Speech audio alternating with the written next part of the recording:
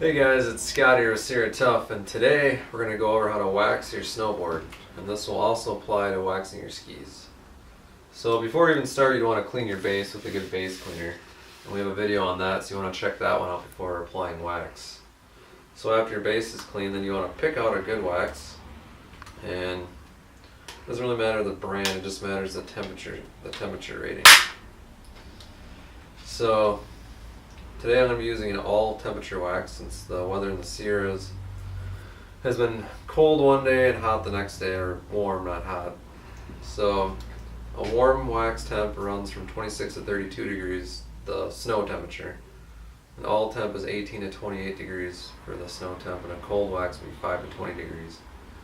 So an all temp is a good, it covers most of your base unless it's really cold out. So once you choose your wax, you want to make sure you have a good iron, and this was made for waxing snowboards and skis. So the problem with using a house iron is that it gets way too hot and it'll actually blister your base up. So this one we got it set at about 120 degrees.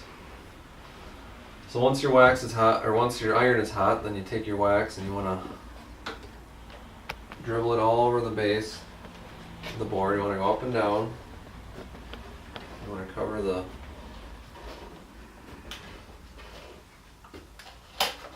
And this is just getting the wax in the board before you spread it out with the wax or the iron. Get some more up here. And then what you want to do is you want to actually put your iron onto the wax that you put on there, right against the base. And you want to move the iron around quite a bit because you don't want to get your base too hot. It's not supposed to blister with this type of iron, but it definitely would be good if you left it on too long.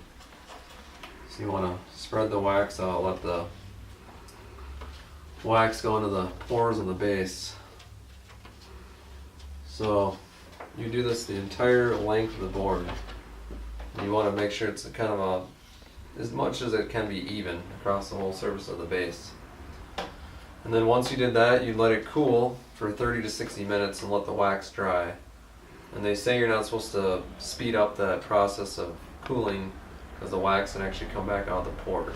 Alright, so once your board is cool to touch, you'll know. I can touch this whole base right now, it's not even warm, it's nice and cool. Cool and dry.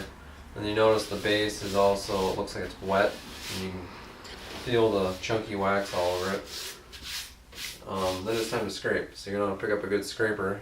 This is made by Dakeen, and it's a metal one, so it kind of makes it go a little bit quicker than like a plastic one. So then what you do is you start at the tip down here, and then you work your way to the tail. And you kind of want to go one direction. You start scraping, you get all the big stuff off first, and you want to make sure you get all the wax off the edges too, the metal edges. So once you've scraped the entire board, you want to discard the wax, as it does contain a lot of contaminants and dirt. And then once you've scraped the whole thing, then you can feel the base and it'll feel really smooth and you won't feel any chunks of wax anymore. And then once you get to that point, that's when you brush.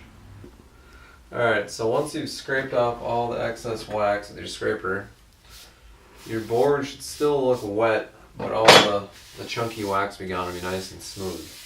So that's when you know you've gotten all the excess wax off and the base has sucked up all the wax that it needs for the pores.